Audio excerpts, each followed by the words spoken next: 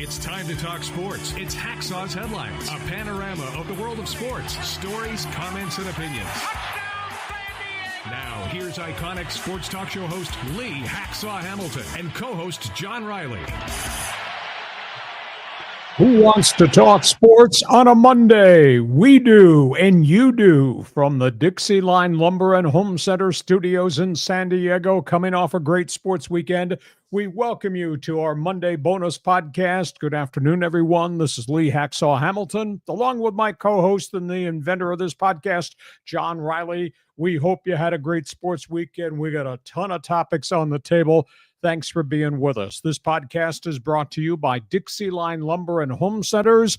9 locations to serve you in San Diego. It's 2025. If you've got projects in your home, you need materials, you want to talk to Dixie Line. If you're looking for ideas, Dixie Line Lumber can help you. Remember the name Dixie Line Lumber. John Riley, did you OD on football? My ass was glued to the couch all weekend between that and college basketball. What a week. We're going a lot of different directions on the program. Item 1, hope you NFL fans, hope you San Diego Charger fans enjoyed what we put together as part of the Great Sports Weekend. We did a salute back to the San Diego Chargers, the greatest moment in Charger history, the 30th anniversary of the unbelievable win in the AFC Championship game. That is up on our YouTube channel. If you're a San Diego Chargers fan, friend, alum, message all your people, tell them, just go back to the YouTube channel. You'll find it right there. We did 3 different special shows as it relates to the Chargers, the 30th anniversary, to the Super Bowl. The people that have gotten back to me said, wow, that was a cool flashback. Item 2, we have a scheduling problem. Normally, we're here Mondays at 1 p.m., Thursdays at 1 p.m. We're moving the Thursday podcast to Friday at 1 p.m. So just make a notation on your calendar. We'll be here on Friday at 1 p.m. You like sports? You need to read my website every morning. I write on it. You won't believe the volume of information on my sports website. The address is right there, leehacksawhamilton.com. You go to the website, right there on the main page. There's a big orange box. Fill it out. Join my email list. Become part of Hacksaw's Insiders Group. I know you're on social media. I want you to join my Twitter all-star team on social media because I put a lot of stuff up on Twitter, on X. Just go to Hacksaw1090, at Hacksaw1090. Hit the follow button. That means every time I add something to the Twitter account on X, you'll get a notification. And we do want you to share. Tell your friends what we do Mondays and Thursdays on this podcast, and we want you to subscribe. When you subscribe on the YouTube channel, you get alerts every time we post additional content. John created all this for me on social media. That way you'll know what's going on. All that. And now we go to topics on the table coming off this great sports weekend. And John, it may be football season, but we're going to do something a little bit different out of the box today. Yeah, huge news out of Major League Baseball. The Dodger fans are gloating. Oh, nice headline. Just feel free to either cheer or pile on. That's true, though. Dodgers win. Padres lose again. I'm going to ask Dodger fans to network with all your followers and tell them to join this podcast because we want to hear what they've got to say in the fans forum segment. Plain and simple, the Dodgers do what the Dodgers do, and that's write checks, defer money, and get marquee free agents. This historically might be the best haul of any major league team in modern times in baseball free agency. Dodgers beat them in the playoffs, the Padres. Dodgers beat them in the offseason in free agency. For the 3rd time in 3 months, they paint Japan Dodger blue in color. Now they go get Roki Sasaki. Sasaki, $6.5 million bonus. The Dodgers made 2 trades right at the deadline to get more international money and paid $6.5 million on top of the fact that they're going to control this pitcher for the next 6 years. Did the Dodgers do something illegal? Hell no. Dodgers are just proactive and creative. Then, if that was not enough on what they did overnight Friday into Saturday morning, then on Sunday they signed Tanner Scott, Padre setup guy and closer, $18 million per year over the next 4 years. They sold Sasaki on a lot of things. They sold Sasaki on Dodger history. Dodger legacy, the World Series ring that Dave Roberts is wearing. They sold them on their relationship with other great Japanese, Korean, and Taiwanese pitchers. And then what clinched it was they showed them the documentation that since the arrival of Ohtani, the Dodgers have added 16 corporate sponsors, and the next incoming Japanese great player would get a portion of that type of corporate money as bonus money to the minimum contract he's going to get. And think about this. In the fall, when John and I were doing this thing about the playoffs, Dodgers had 3 healthy starting pitchers. The Dodgers, as of this morning, have 10 potential starting pitchers who've thrown games in the rotation with success in Los Angeles at Dodger Stadium and in the National League. And now they add Scott to what is really a deep lefty-righty bullpen. And this winter, they got Snell, they get Roki, they get Scott, they got Conforto, the left fielder, they got Ha-Seong Kim, the second baseman, the Gold Glove kid from Japan, and then they re-signed a whole bunch of their old guys led by Teoscar Hernandez. This is really special.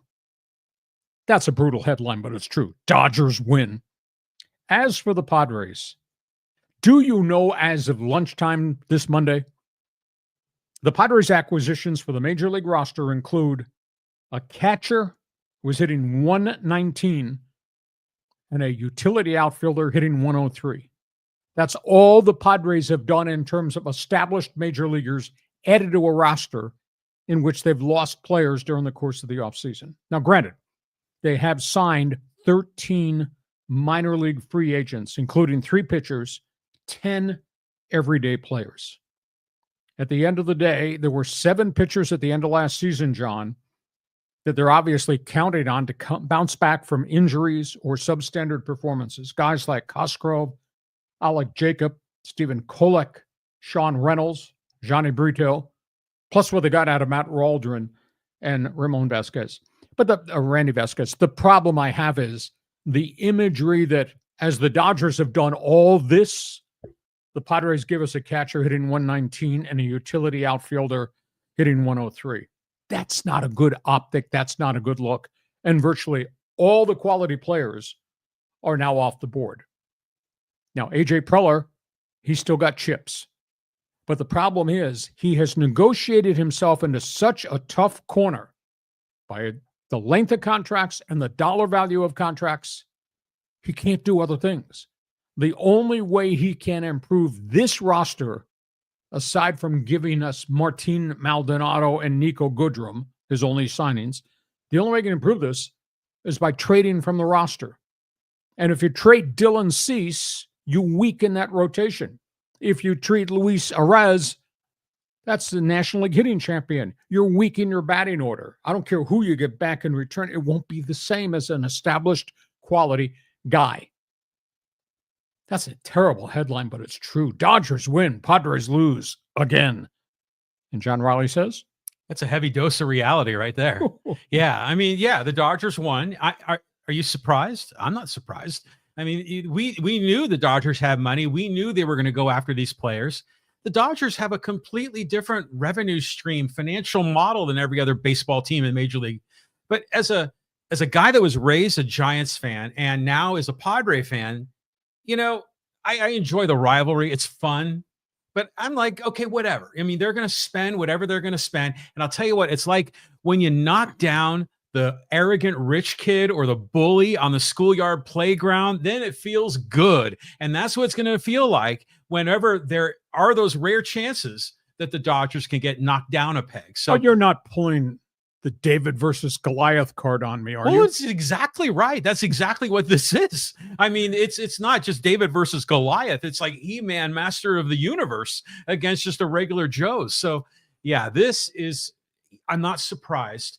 The Dodger fans are dancing peacocks. They said all along, oh, Padre fans, you're not going to get Roki Sasaki. We're going to get him. Everyone wants to go Dodger blue, and they were right. And that's the kick in the face of reality. Okay, so if you're a Padre fan, or just I want you to message everybody that's in your address book right now. Tell them we're on the air on YouTube. But if you're a Padre fan, I want you to jump into the Fans Forum chat box and get ready to respond to that brutal headline, as realistic as it is. And if you're a Dodger fan, I don't know what our penetration is in the LA and Orange County market. Send that message out that Hacksaw's on his podcast talking Dodgers, Padres, and Hacksaw, when he's done, wants you to join us in the Fans Forum chat box. I'm not begging. I'm demanding that you participate in this really popular podcast. Padre fans, Dodger fans, that's your challenge right now. In the next half hour or so, jump on board. Now, we're not done with this topic on the table. Next one, John. Yeah, now what? I mean, who are the Padres going to sign now? I mean, they had all their eggs in one basket, Roki Sasaki. Okay, let's talk about who's left out there. This will be unpopular, but this is the point that we are at. Padres need cost control over whomever they bring in. If you're subtracting Dylan Cease or Luis Ariz, is your team really good? Call Trevor Bauer. 83-54 career record, Cleveland and Cincinnati. Good pitcher, yes. Jerk, yeah. Exile from baseball for 2 years because of what he did, quote, sexual misconduct, though dude was never charged. Dude forfeited an unbelievable amount of contract money for being stupid. But since when has being stupid take you off a major league roster? Has he learned his lesson? He stayed out of trouble 2 years in a row. Call Trevor Bauer, 20-2 in Mexico and Japan the last 2 years while in exile. You agree or disagree? That Fans Forum chat box belongs to you people. If you don't use it, then nobody's going to know what you've got to say. Would you make a move on Bauer? Jack Flaherty is out there, Dodger pitcher, ex-Tiger, ex-Oriole, once upon a time really highly regarded Cardinal prospect, bounce back. Pretty good season, Detroit. Strong second half of the season, Dodgers. He did pitch well, playoffs versus Padres, but that's 1 year, $15 million. I just don't know whether or not they can get Flaherty. Marco Stroman's on the trade block because the Yankees have brought starting pitching in.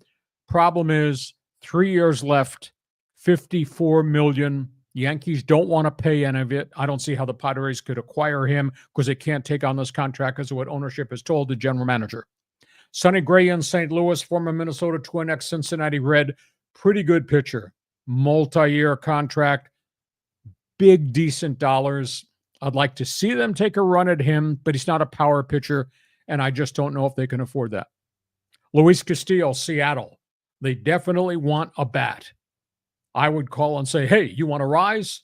You give me Castillo. But Castillo's got a monster dollar value attached to his contract. I don't think that happens. Max Scherzer, you can get him on a 1 year deal. He's coming off multiple injuries. He's got 200,000 miles on the arm. But if he could buy you a season of dependable starting, not as a lead guy, but maybe as the third or fourth or fifth guy, maybe I'd make that phone call. Chris Paddack, Minnesota, evidently on the trade block. However, there's a history, 2 elbow surgeries. When healthy, pretty good pitcher. Not healthy, it's an issue. John Gray, former Colorado Rocky, frontline guy. Not the dominant pitcher we all thought he would become. He's been in Texas. Now he's expendable. Steven Matz, former New York Met prospect, went to St. Louis. He's got a couple years left on his contract, but a lot of injuries. Unique one, Eric Fedde. Fedde was a failure, went to Japan, reinvented himself, came back, and he pitched pretty well. St. Louis, Milwaukee, Texas, maybe, although I don't know that he's dominant. And the last 2 names are Arizona Diamondback guys that they openly admit they made mistakes on. You know Jared Montgomery. You know Eduardo Rodriguez. Montgomery, Cardinals, Texas, Arizona, got a World Series ring. Rodriguez, ex-Detroit Tiger. They tried to trade him to the Dodgers. He refused to report. Guys bounced around. Both of them had injury problems last year, but the problem is in excess of 20 to 22 million per on each of those contracts. I don't see the Padres being able to afford that. So that's my opinion. If I were king, first of all, I'd give you the key so you join us in the chat box right now. If I were king, I would call on Trevor Bauer. I would take a run at Max Scherzer. Those are affordable contracts for different reasons, but maybe that helps you at 4 and 5 in the rotation in terms of depth. I'd love to see Flaherty, but he wants bigger money on a 1-year deal or maybe a 3-year deal. I don't know that the other guys are affordable. Maybe John Gray, but he's not a dominant pitcher. He's your 5th guy there. So John Riley, flash those names back up there.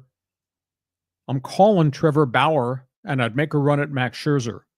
And John Riley, whose opinions sometimes are from left field, what does John Riley say? I see 3 different Dodger castoffs on that list. Bauer, Scherzer, and who was the other one? Flaherty. So, I mean, is that what we're going to do now? Are we going to be now the team that gets the dumpings of the Dodgers? I mean, I look at those names and I say, okay, these guys have had moments in their career. Are these guys going to win a championship? No, I don't think so. And no, but as an insurance policy, back end of the rotation, hell yes, that'd help. Well, that would help, right? But I think in the case of Trevor Bauer, that makes a lot of sense. That he said he'd work for the minimum, right? Yes. So I think that makes a lot of sense to me. I'd go with Bauer for sure. But the rest of these guys, like, you know, we're not going to take Chris Paddack back, you know, and Sonny Gray. Yeah, he had his moments, but I don't think he's going to, you know, win a championship for us. And they need to be subtracting money, not adding it. Bauer's affordable. Scherzer probably is affordable. They've got to do something. I'm sorry, with apologies in advance. And I happen to like Waldron, and we saw flashes with Vasquez.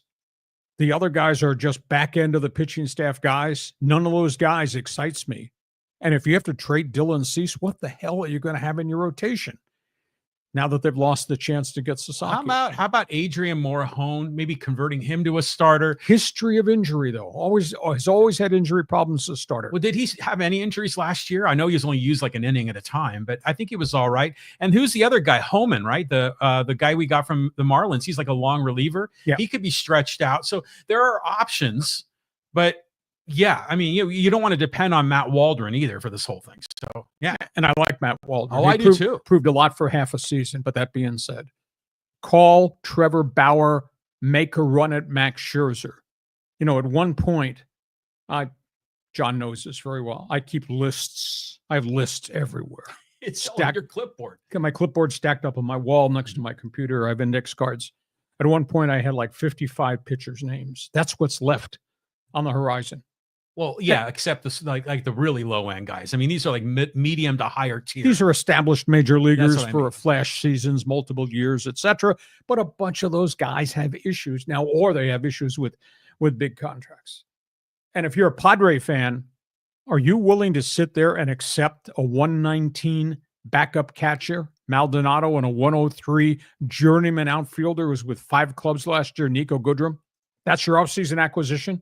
And you want me to believe that roster is going to be able to compete with that Dodger roster? No. We got issues here. So I'm giving you some sort of solution.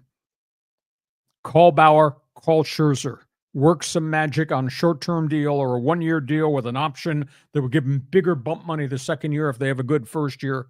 I don't think I would touch any of those other guys. And like I said at the onset, if you're trading a Rise away or you're trading Cease away, you're subtracting something of real substance to your roster. John, I've spoken my part.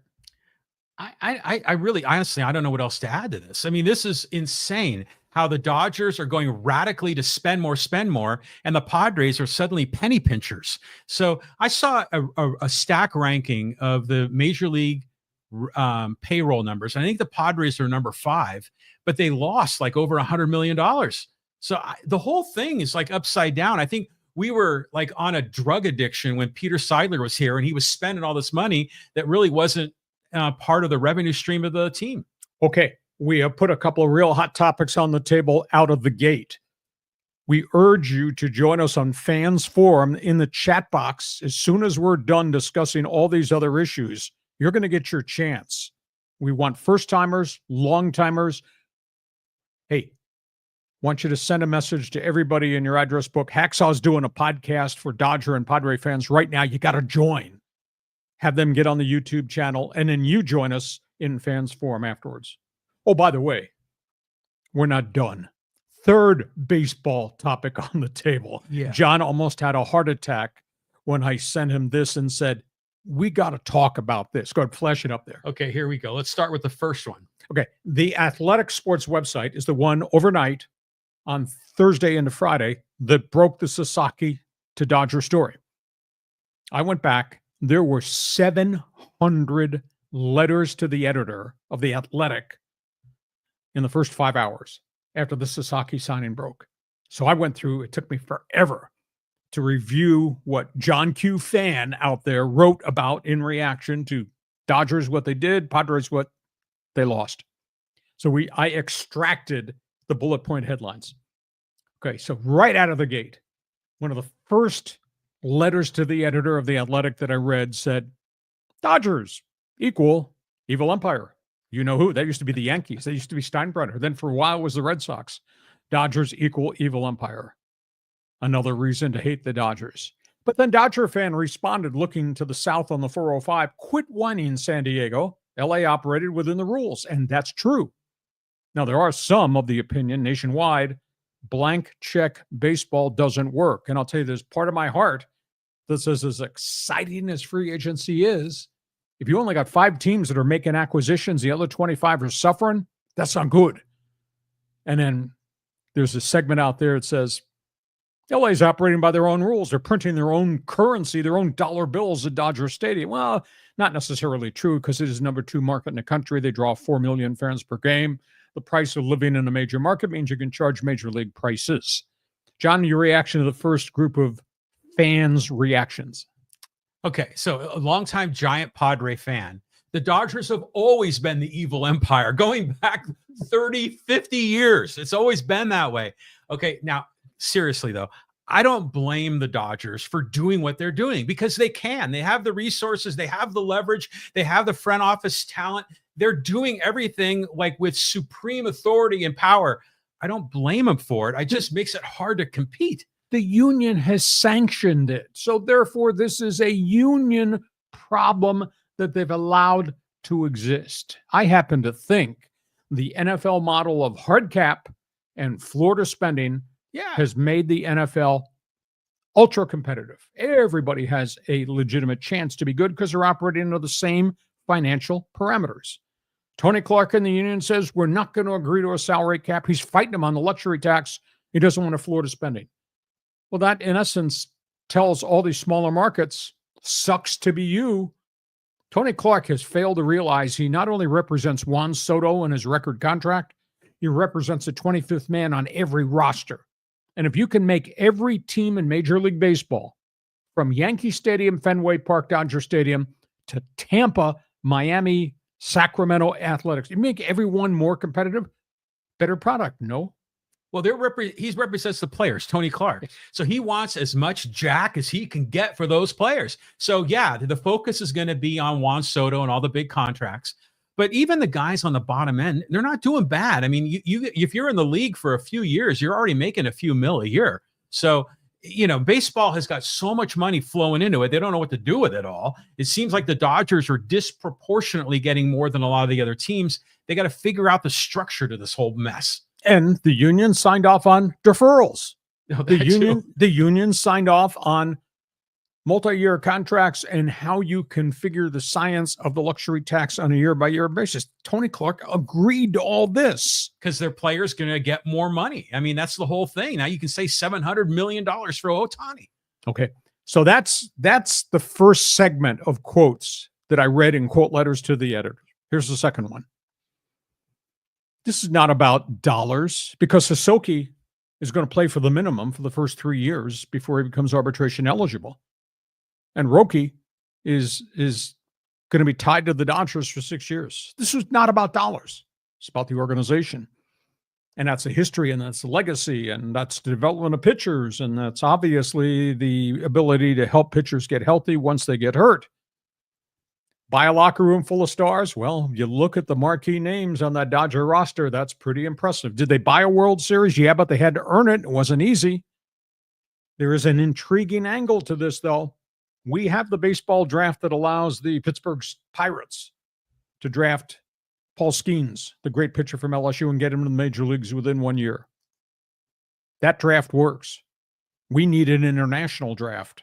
Now, how you do that, because each of the rules and regs that operates Japan, the Caribbean leagues, Mexico, Korea, Taiwan, Each of those are really independent of the other.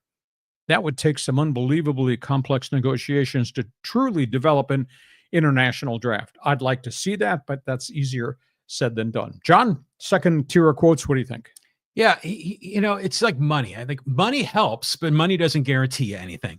I mean, we've seen cases. Remember the Padres in 2022 that spent all that money and they didn't even make the playoffs. I mean, it was a disgrace. So this is the thing, like, where you're so envious of the Dodgers. They have the culture to make sure that the guys they add fit and that they, keep everyone online. And that's why Trevor Bauer is no longer a Dodger.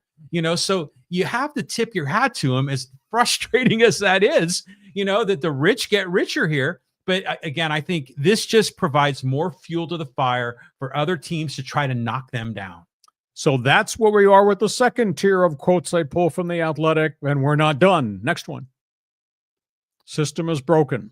This is really interesting because these baseball fans, some of them are really intelligent. Some of them wrote in a kind of an authoritative way to configure a new financial system that might involve a cap, might involve a deeper tax, might involve the floor to spending. So there are some pretty good baseball fans with intellect that are out there. There was a small market fan from Pittsburgh who wrote in, baseball, aka Tony Clark and the union, are killing the interest in the small markets because these guys can't compete with those kind of money, signing bonuses, deferreds, etc. And then smart guy out there says, NFL system works, MLB does not. And then somebody else bought into my sales pitch that Tony Clark and the union, they're at fault. They oppose competitive balance. John, I tend to think if you give everybody a chance to be better because they have to spend to a floor because they're taking revenue share money, there's more money to go to the tier 2 pitcher that'll put a really quality pitcher in a mid-level market, be it Detroit, be it Pittsburgh, be it Tampa, whomever. It's disgraceful. Do you know the Dodger payroll as of breakfast, I said, is $375 million for luxury tax purposes? And the Miami payroll is $67 million, and they traded 10 of their players away in one calendar year. How's that good for baseball? Go ahead, John. Respond to that third tier. The third tier. Well, I think, first of all, okay, we've talked about this before. I'm a capitalist, okay? And I don't blame people for going for the money, okay? Now, if you are in a world of, I don't know, computers or, any other industry out there, it's a competitive marketplace. Companies are going to spend money. They're going to be disproportionate, and it's survival of the fittest. And that makes sense in capitalism. But in the world of sports, the whole idea is to have competition. That's why we want to have like a competitive games all throughout the season. We don't want it to be lopsided when it comes to the games. Yeah, sure, some organizations like in the NFL are better run than others, even with roughly the same amount of money. So I think we've got to get over that and just they need to go to the NFL model. I concur with you. We're not done. Like I said, there were 700 letters to the editor in the first 5 hours, and I just tried to scroll through and pick out the best one. Here's the final group. This is an LA San Diego emotional response. I'm sure Dodger fan is piling on Padre fan. Little brother. Here's one that I had never given thought to. I think there's a lot of quiet concern because of the front office feud that the Padre owners are going to become carpetbaggers, and they're going to, quote, put this thing up for sale and get rid of it because the price tag of the franchise is now, the value is up to $2 billion. That's not what Peter Seidler would want. And then there was a condemnation of the way they're doing business. And I guess this kind of drove home the point. This Dodger organization develops starters and it helps them heal. And the Padre general manager trades starters constantly. Do you know there is not one starting pitcher in the Padre rotation that's homegrown? Not one. In fact, of their top 12, I think the only one that's from here is Adrian Morion, a one-inning relief pitcher, because Preller's traded the farm system away 3 times. A lot of private concern about the infighting and that the lawsuit cost them Roki Sasaki. And the cheap shot of all cheap shots. The Padres have their FanFest coming up February 1st.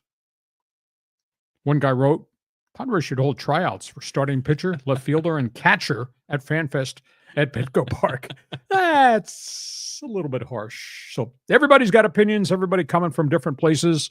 I compiled some of the hottest letters to the editor to the Athletic website. John, go ahead. It's fun. See, this is the part about the competitive nature of this makes it fun, even though it's a serious business problem for the league and for these teams involved. Padres tryouts this season. I mean, they need a catcher that can hit over 200, right? Yeah. And Martin Maldonado isn't our guy. So, yeah, there's a lot going on here. But, you know, the rich are getting richer, you know, but there's no guarantee they're going to like go 162-0.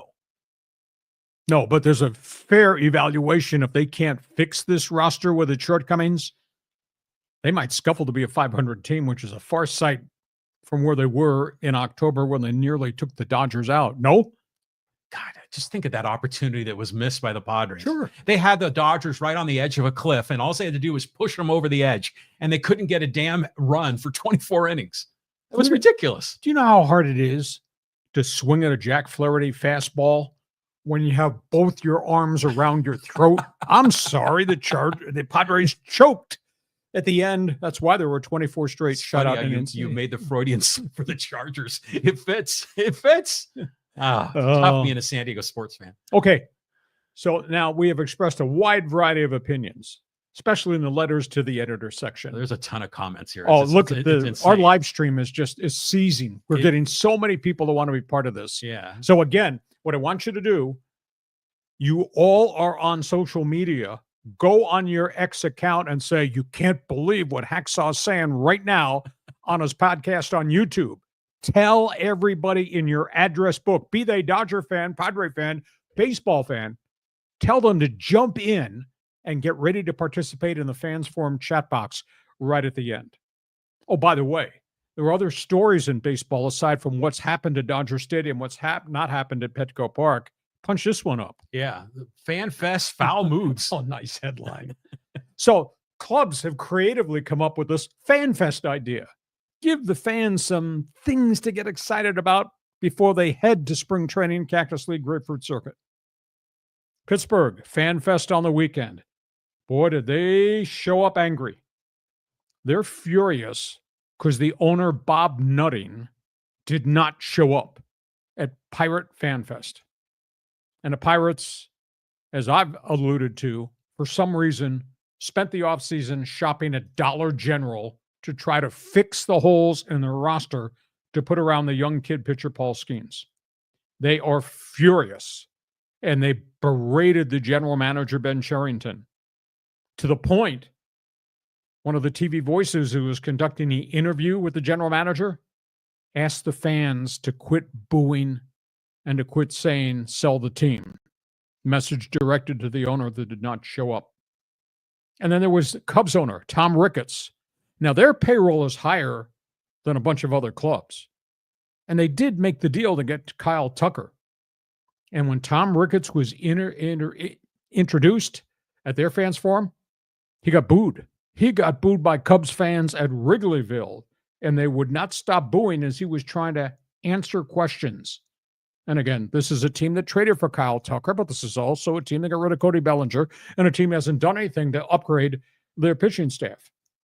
And then there was a Cardinals president, former general manager, John Mozeliak, and he got smoked because he made the comment, priority 1, 2, and 3 between now and opening day is to trade Nolan Arenado. And this is after they let Paul Goldschmidt go out the door. This is after they failed to draw $3 million for the first time in a long time in a great baseball city, and after they failed to make the playoffs again. So suddenly, I'm inviting the fans to come to my FanFest. You got a problem, especially if your general manager's offseason moves have only given us a 119 hitting catcher and a 103 outfielder on a team that's got holes on its roster. So the Padre FanFest is coming up in early February. Would these fans be as angry as those fans in Pittsburgh, Chicago, and St. Louis? John? Now, well, first of all, Padre fans are frustrated, not a little bit with the team, but not more really with the Dodgers. You know, imagine like you're in Pittsburgh, okay? You know you're a small market. You know you're not going to sign the big names. And then the Dodgers go out and spend all this money. It's just insane. I mean, you think it's it looks disproportionate from a Padre fan perspective. Imagine being a Pirate fan or an Athletics fan. Your ass is in Miami. What do you think about your baseball team with a $67 million payroll, and you just traded 10 players away this past calendar year? Yeah, so the owners and the fans in those cities have got to be really frustrated by what the Dodgers are doing because they're making them look bad, but I don't know if those teams have enough revenue to really make it a profitable venture. I think every team now needs like a Jeff Bezos just to kind of pull money out of the sky and fund the thing. It's not like a regular business. Okay, we have covered baseball from top to bottom across the spectrum. Somebody out there's probably got some opinions. We want to hear what they are as we get to halftime. This podcast is brought to you by Dixie Line Lumber and Home Centers, 9 locations to serve you in San Diego. You got projects, whether you're going to renovate the kitchen with new cabinets, whether you're going to do something in the bathroom, whether you want to do something in the family room, do something in his man cave, which is out of control, do something that we are going to get done here in his brand new in Studio X. So you got projects, Dixie Line Lumber is the place for the materials. You got projects, Dixie Line's a place for ideas. Maybe they can be your consultant. They'll give you ideas going forward. I've used Dixie Line. Doors, windows, superb, very satisfied. He uses Dixie Line all the time. John? Yeah, good guys, and I think they cater to both contractors and to homeowners. That's what's pretty cool about this. So if you're a contractor, you just want to roll in with your truck and you have a big lumber load, you want them to load it up for you, man, they'll take care of you, give you a nice discount on that, and all good. Everyone's happy. But at the same time, if you're a homeowner, and you need to work with an interior designer or a kitchen cabinet designer, they've got those resources too. So they've got galleries of all the things they've installed, give some great ideas, great conversation starters. So talk to the people at Dixie Line Lumber. 9 locations in San Diego, plus the new one up in Orange County at Dana Point. Here's the other thing you can offer as an idea. Just go to the website, dixieline.com. Scroll through. You'll be amazed at all the unique things that they have to offer you, the homeowner, those of you involved in projects, Dixie Line Lumber. We're here at halftime. We had an absolute ton of people. John, for everybody who's new to this podcast, we do this Mondays at 1 p.m., Thursdays at 1 p.m. We do something at the end called Fans Forum. Nobody else is doing this. John invented it. Just explain for all the new people. You see how many people we have up on the live stream today? It's an all-time record. Yeah, it's a time. John, go ahead. Explain how Fans Forum works. So Fans Forum is your chance to get involved. You got a question or comment in the world of sports for Lee Hacksaw Hamilton. Drop your take in the live chat, Facebook, X, or YouTube. I'm looking at this list, Lee, and it is friggin' insane. I don't know if we're going to be able to get to everybody, but let's just give like a quick sample here. I mean, look at some of these comments for some of these people here. Like Cerno says, AJ Preller sat alone at lunch in high school. He can't get anyone to join his table. Wow. I mean, there's a lot of this kind of smack talk going on in the chat. We'll try to get everybody involved. Okay. Fans Forum comes up right at the end. You can join the chat box now. Make your point relevant, and then we'll respond to it. Other items. I write a lot of sports every day. I would love to have you sample, because I pour an awful lot of energy into my website, LeeHacksawHamilton.com. A lot of people like the way I did Sports Talk Radio. Well, now it's all written. You'll be able to view it every morning on the website. Sample this morning's look on the website. You'll be amazed. On the main page of my website, we got an orange box. It's for Hacksaw's Insiders Group. Register. You'll get special emails and offers. Everything we do may make it available to you. You're on social media. I'm on social media. Want you to join my Twitter All-Star team. Just punch in my handle at Hacksaw1090. Hit the follow button. I'm trying hard to get back to 10,000 followers. We're almost there on X. So do that. Also want to remind you, share, tell everybody what we do Mondays and Thursdays at 1 p.m. Subscribe. Once you subscribe via the YouTube channel, you'll get alerts every time we put unique extra videos on the YouTube channel. And then, of course, hang around. Fans Forum is coming up. Program note, because of scheduling problems, we won't have a show this Thursday at 1. We will have a show Beer Friday. Football Friday, 1 p.m. Friday. This week's second podcast will be Friday at 1 p.m. John, let's move to the second half because we got other topics on the table. We do. The NFL playoffs, what crazy games in the snow. Let's start. Philadelphia beats the Rams. Saquon Barkley beats the Rams.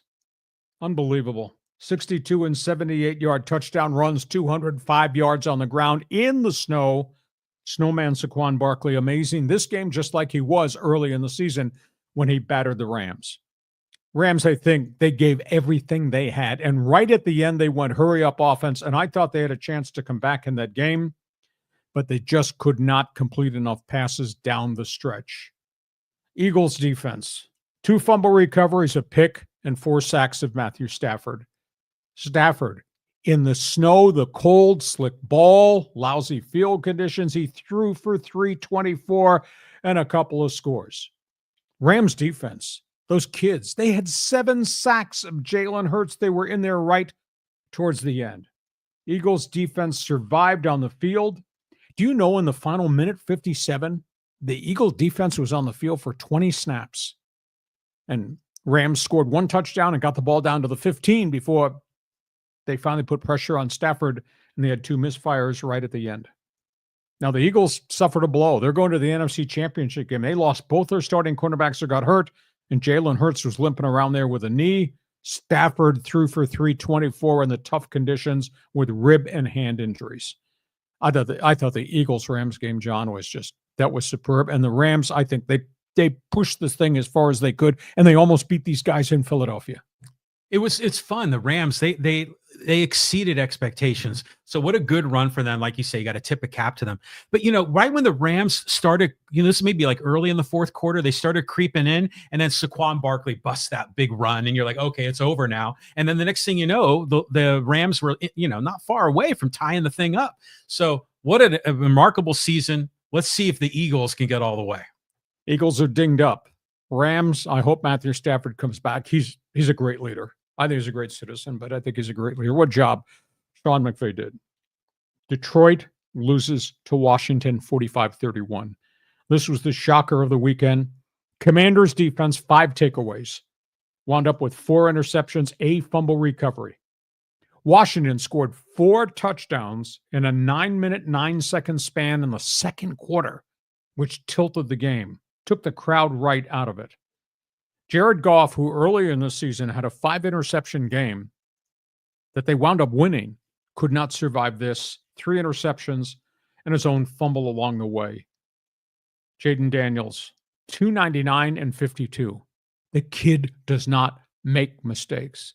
I don't know that I've ever seen a young quarterback with this type of composure right out of the gate. And Detroit obviously is really hurting. I think all the injuries on defense finally caught up to them. They were running backups to backups in the second half in the secondary, and they just could not get the job done against Jaden Daniels. And Dan Campbell, very emotional guy, he wept in his postgame press conference. That's how devastated Detroit was. Hell of a season. He has really done a great job bringing this together, but this is the second year in a row. They're right there on the doorstep, and they have to go home. It feels like being a Padre fan, decades of irrelevance. You get close to the big game and you can't get in. I love watching Jalen Daniels. What's crazy? How many players are named Jaden or Jalen and Daniels and McDaniels, and we kind of mix them up by accident. Excuse me. Jaden Daniels is a remarkable talent. What a guy. What a player. Fun to watch him. The Redskins haven't been, or the Commanders haven't had any relevance for a long time, but I just got a feel for the Detroit Lions fans. I mean, they were so into it. They thought this was their year, but not so. Buffalo survives Baltimore. Buffalo survives the winter. Buffalo, Josh Allen, spectacular. Lamar Jackson was pretty close to it, but the turnovers killed the Ravens again. Buffalo's defense, 2 critical fumble recoveries and an interception. Then the dropped 2-point conversion pass to Pro Bowl tight end Mark Andrews at the end. Josh Allen was held to 127 passing, but he had a couple of touchdowns to run in the football. Lamar, in the really rugged weather of upstate New York, he threw for 254 and 2 touchdowns. Mark Andrews, quality player. Critical drop pass, then the drop 2-point conversion. He's really getting bagged on, and I think it's kind of unfairly. If you go back and look at the video, he's running an out pattern to the goal line on a 2-point play. He's slipping and falling backwards. Lamar hits him with a pass down at the belt buckle, low. He's going backwards, reaching forward, has it go through his hands, hit his stomach, and bounce off. Very, very tough catch to make. 9-degree conditions, frozen field, slick football. Ravens ran for 176 in the game. Strong second half. Lamar Jackson, though, is just haunted by postseason failures. This was a great opportunity to get to the AFC Championship game. And instead, Baltimore is going to be like you and me watching this thing on TV. Thoughts? Yeah, you can't blame Mark Andrews. Have you ever played football in the cold like that? That ball is slippery. It's hard. It's difficult to play. You can't blame him for that game. Yeah, tough loss. Kansas City found a way to win it. And for the first time in a while, it was not Mahomes and it was not the offense. It was Kansas City's defense.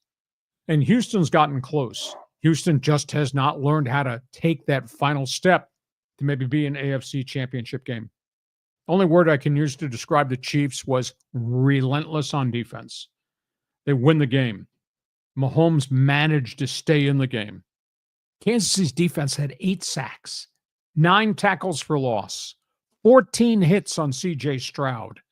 And Kansas City won it because of the defense.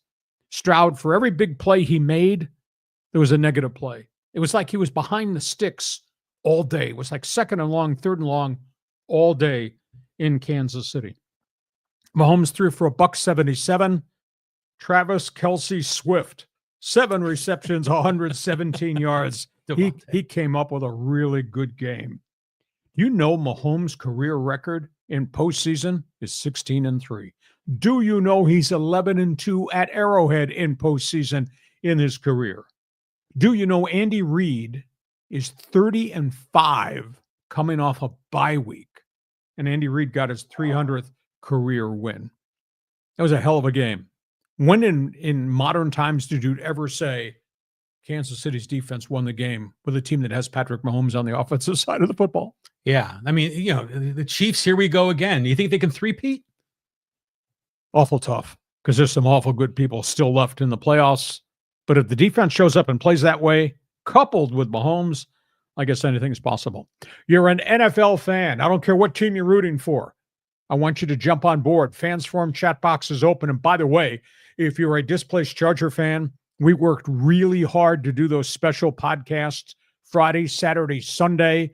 The Chargers' 30th anniversary of the greatest moment in Charger history, the weekend they won the AFC Championship game in Pittsburgh. If you watched it, hey, get in Fans Forum. Tell us what you thought. If you've never watched it, just go on the YouTube channel. You can scroll and you'll see the 3 special programs that we put up as it relates to the Chargers' greatest moment in history.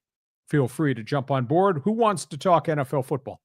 And by the way, we're not done with NFL football because off the field, a lot of stories. A lot of stories. The coaching carousel is still spinning, Lee. Well, we got some hot names now that are not available because their teams are now out of the playoffs. So we got some hot people out there who can get hired immediately. You got Mike McCarthy interviewing Chicago, interviewing New Orleans. You got Pete Carroll has interviewed in Chicago, has interviewed with the Raiders. Brian Flores interviewing at least 2 spots, including now the Raiders, hot candidate, New Orleans. Robert Saleh, the ex-Jets coach, he has completed his interviews. If he doesn't get a head job, and by the way, he just interviewed in Dallas over the weekend. If he doesn't get a head job, he goes to San Francisco defensive coordinator.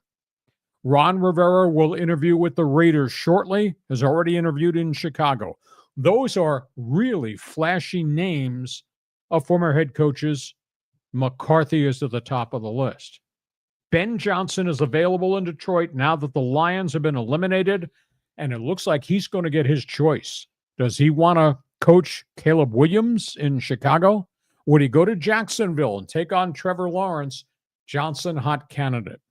Cliff Kingsbury is on the back burner. He can't interview right now because Washington's still in the playoffs, but his name is being directed towards Dallas. Kellen Moore, Eagles offensive coordinator, still in the playoffs. Second interview scheduled in Dallas with the Cowboys where he was. Todd Monken, Baltimore Ravens coordinator, available to be interviewed immediately because the Ravens got eliminated. We hear the Raiders are going to talk to him. We think Jacksonville might be in the running. Liam Cohen, Tampa Bay, has already interviewed Jacksonville. That might be a landing spot for him. And then the two veteran defensive coordinators, Vance Joseph, Denver, has been interviewed multiple times. Aaron Glenn, his season over in Detroit, about to be interviewed for a second time, I'm told, in Chicago, and then is going back to New Orleans for a second interview there. So, John, I can't remember in years gone by how many marquee names we've had, because these are all proven commodity former head coaches or hot coordinators. How many marquee names we've had, and there's only 6 jobs open since Mike Vrabel went to New England. So what do you think about that hot list? Who do you like? You know, we talk about Pete Carroll. I mean, I think he would be a great addition to the Raiders. I think Brian Flores deserves another shot. He's been screwed. Kellen Moore, I don't have confidence in as a head coach. Robert Salah is a terrific guy. I think he does deserve another shot, but it's probably best go back to being a defensive coordinator. Maybe his opportunity comes a year or two down the road. But I love seeing these other guys getting chances, like Vance Joseph, Aaron Glenn. Those are veterans out there. If you're Ben Johnson, you had the chance to get Caleb Williams or Trevor Lawrence, what would you do? Where would you go?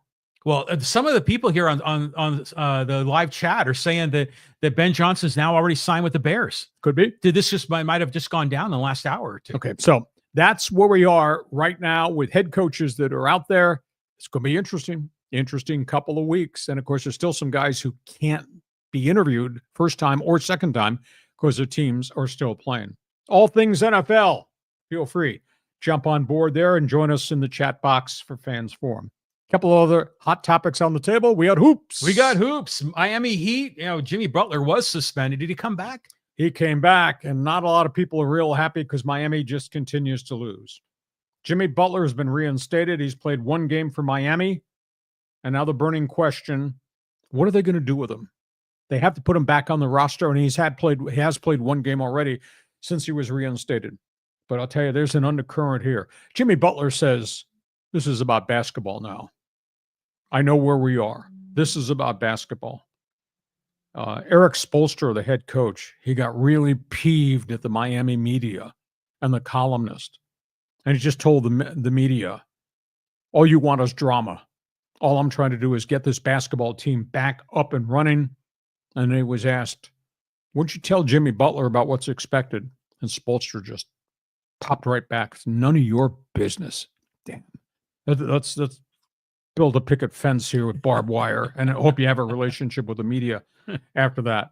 And the columnist in Miami, after Butler was reinstated, said, and these are columnists quoting players within the Miami Heat locker room, how can you let this guy back in the room? That was one quote. He's not a leader. That's another quote. Third quote, we don't want him back. So Miami's got a problem. So does New Orleans. This Zion Williamson thing just continues to go off the road. He's the #1 draft pick, has all this great talent, has not been able to stay on the floor, all types of injuries, some lack of maturity. Some of it's got to do with just basketball intelligence. And now he's reportedly asked to be traded. And New Orleans has suffered so badly because he can't stay on the floor, and he suffered so badly because he doesn't seem dedicated to the task at hand. He's missed, in 5 years, John, he's missed 67% of the New Orleans Pelican games. And his contract, he's got 3 years left at $123 million. And he just seems to have no cognizance of the fact he has a responsibility to the team for all the money to do things right, to stay healthy, to get healthy, and to be a basketball professional. So Miami's got problems with Butler, and now New Orleans got problems with Zion, and I was told they're trying to trade him. But you're trading for a good player, or you're trading for the guy's baggage? John, response. You know, when Zion Williamson was at Duke, that guy was a beast, man. Yep. I mean, he was unbelievable. And I figured for sure, whoever got that guy in the draft, they were going to have success. And he's just been awful. I mean, he's just been a bad citizen, always injured. And you ever notice, like with some players, if you see a silhouette of them, you could spot them. Zion Williamson is one of those guys. He has a very unique look to him. And the Jimmy Butler thing is just more soap opera that Miami needs to trade him and turn the page. Okay, you're a basketball fan. Feel free to jump on board. By the way, Clippers kicked the Lakers' ass last night, and LeBron James, for the first time, said we are really restricted as to what we can do because of the construction of this roster. Ouch. He did everything but name general manager Rob Pelinka as the reason why the Lakers are where the Lakers are. And John had a really crap weekend in college basketball because the Aztecs played really poorly against Nevada, Las Vegas, after playing really poorly in Mexico, after playing really poorly at Utah State. And they're in a spiral right now offensively. So John had a crap weekend because he loves college basketball, and the Aztecs, they got zinged, and UCSD got ambushed. So apologies. Did you had a crap weekend? Yeah, and a lot of the NFL teams I was rooting for lost. I mean, the whole thing was just a freaking disaster. You know, at least we were able to relive the Chargers 30 years ago. Okay, so we got all things basketball. Fans Forum chat box is open. A couple of other hot points we're going to talk about. Let's talk hockey. USA Hockey, 1980 Miracle Team. This is really cool. You know, we had the inauguration today for the incoming president-elect. One of the big stories, legislation has been presented to Congress to hold a special festivity at the White House under the incoming president to salute. And they salute people of all walks of life for their accomplishments in life. There is a proposal to salute the 1980 Team USA hockey team that won the Olympic gold medal, the Miracle on Ice. The proposal is to present the last remaining members of the 80 Miracle team, led by the goaltender, Jim Craig, the coach in Requiem, if you will, Herb Brooks, and other players have passed on, to give them the Congressional Gold Medal for what they did at Lake Placid. The honor they brought the United States and hockey to this country when what they accomplished against USSR, most amazing sports accomplishment, those college hockey players, those amateurs, and what they did against the professionals from Russia. That'd be kind of cool to see Jim Craig and what's left of that team, and there's about 5 of them have already passed away, plus Herb Brooks, who passed away. That'd be cool to have them saluted with a gold medal. Oh, it'd be fantastic. That was one of the greatest moments in USA sports history. But, you know, that's another David versus Goliath moment, right? Yes. And David won. So, Padre fans, you have hope. Hockey hotline, that's open for business. You're a hockey fan. Hey, that chat box is open, Fans Forum. It's your opportunity to pick one of these topics and respond. Last topic on the table, late breaking stories. We were bringing up the sports wire here. Check this out. Okay, let's start. You know, we just came through just a horrific couple of weeks. What's happened in Pacific Palisades, what's happened north of Los Angeles. It's also impacted IndyCar racing. Townsend Bell is a Californian. Hot young driver, did really well as a young driver developing. Did not necessarily get with great teams in the Indy 500. Became a broadcaster, has done really well. All 3 of Townsend Bell's homes in Pacific Palisades were destroyed by the fire. Every possession, the Indy 500 driver is gone. Farmers Open golf tournament. It starts Wednesday. It is weird. Some of the left marquee names on the PGA Tour aren't coming.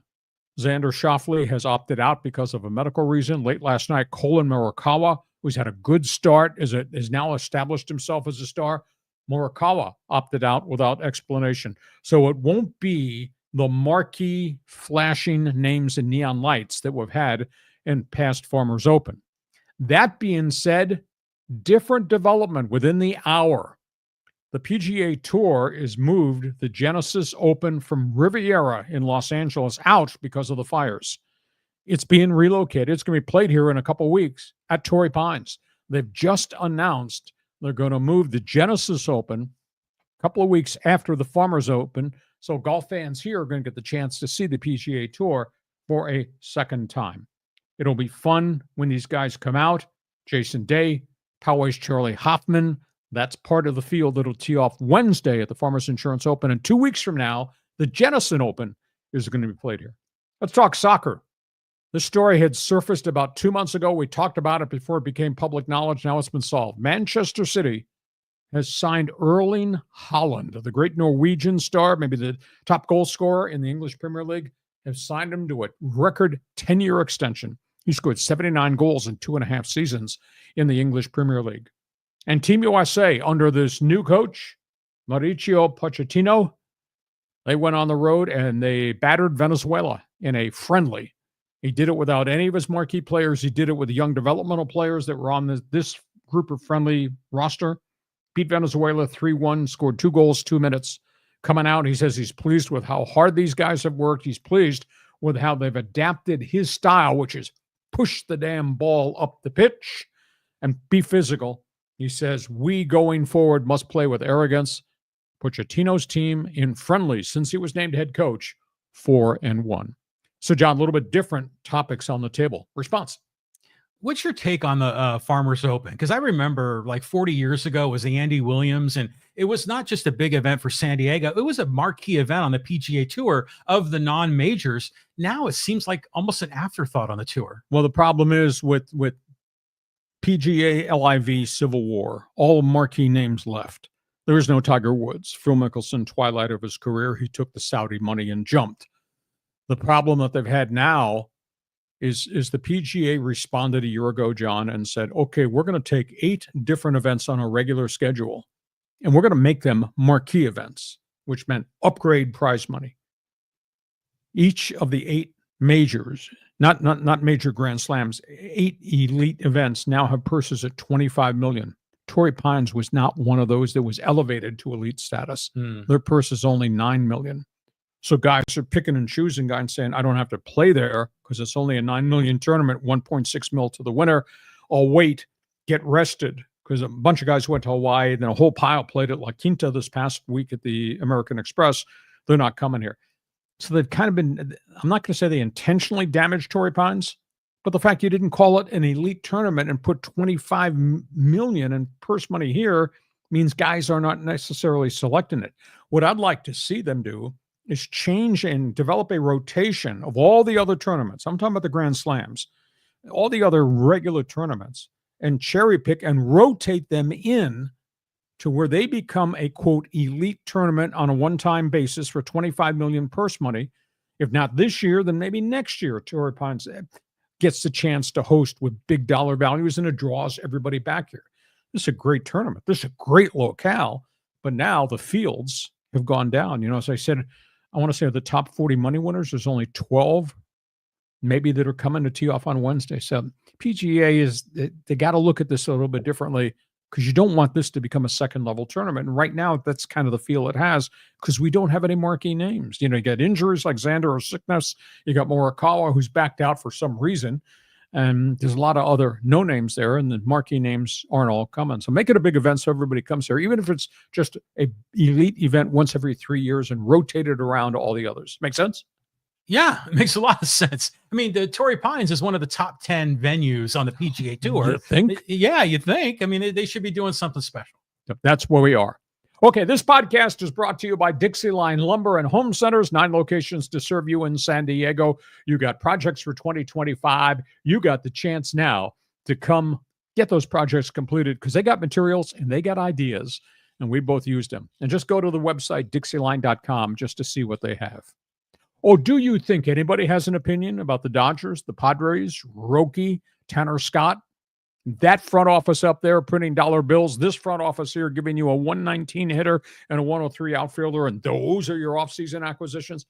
So, John, I'm just going to step back, maybe duck under the table, because I think there's some opinions coming here that you're going to be firing shots here, and maybe some shrapnel flying in this room before we're done. Here comes Fans Forum. Fans Forum. Okay, let's start off with the guy that gave us money. Okay, let's go to Matthew. Thank you for the donation. He says, if I'm a Padres, I'm worried about re-signing Jackson Merrill. Ownership's lack of spending makes me wonder, do they have money to spend on an extension? Well, again, they own him for 5 more years. And there is a slot position. He earned $760,000 last year, first-year player. If they just renewed the contract, the price tag would probably be a little bit over $800,000 a second-year player, and that goes up till he becomes arbitration eligible after 3 years. So, yeah, the money's there. Now, the question is, do they want to extend him way out and give him a big pay bump and then lock him in through the 5th or 6th year and keep him? We don't know if that's going to happen, but they got so many other issues here. Is the money there?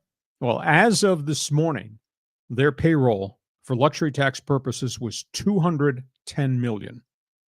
ownership leaked out over the weekend that they would be willing to bump up last year's payroll that was 170, bump it from 170, but not to 210.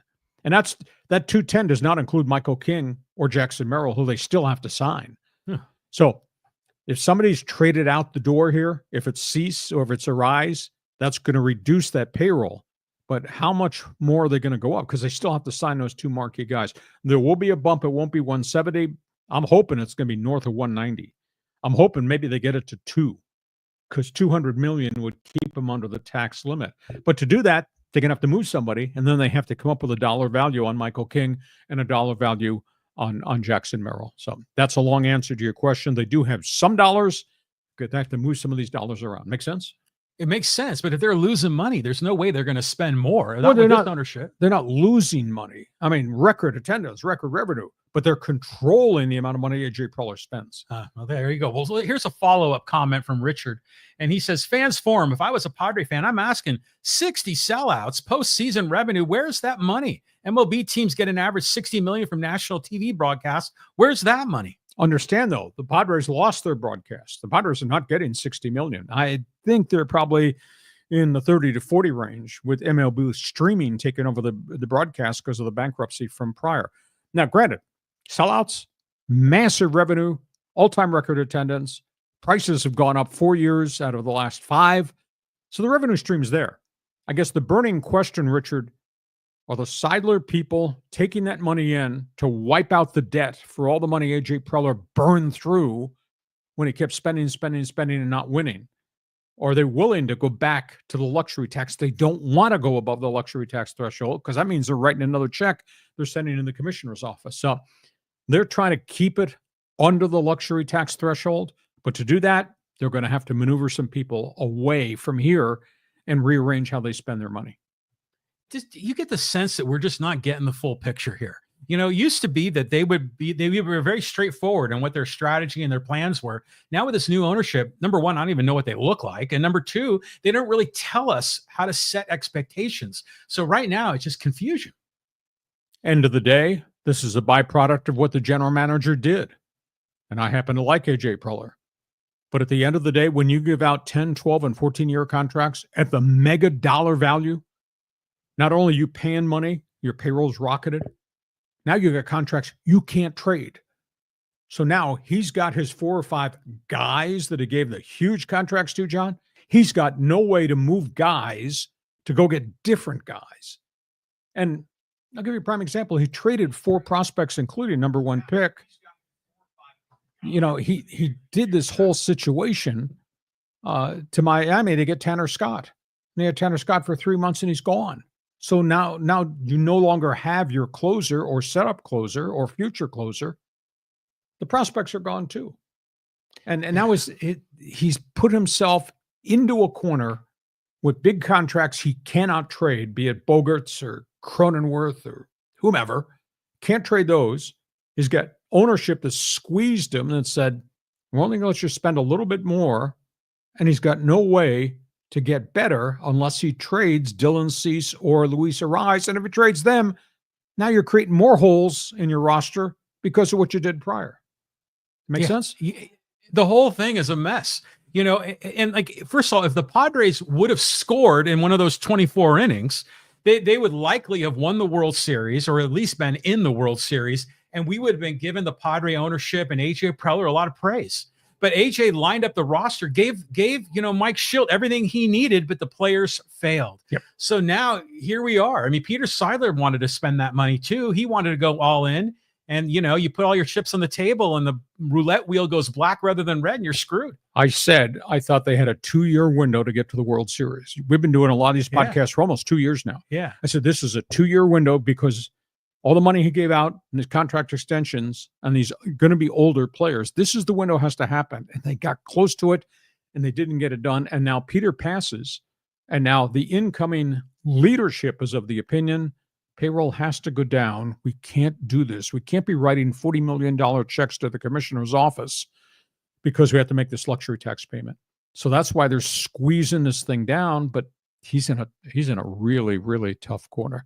Richard, that's an explanation. I hope At least that's my perspective. And I don't think I'm wrong on this. John, next question. Okay. I need you to put on your helmet and your shoulder pads. You're going to get a shot right here. You ready? Ahead. Okay. Let's go to Jordan. He goes, how is this dinosaur still kicking? And who on earth is listening to these meaningless takes? Jordan must be, because he's responded to the topics on the table. Exactly. What am I supposed to do? Lie? I'm not going to cheerlead. I'm going to tell you what's going on. I'm going to give you the data. I'm going to express an opinion. If you value it, that's great. If you don't, you need to tell me. Jordan, you need to come back with a reaction. What don't you agree with what I said or what he said? Feel free. We're big boys. We will take it. But understand this.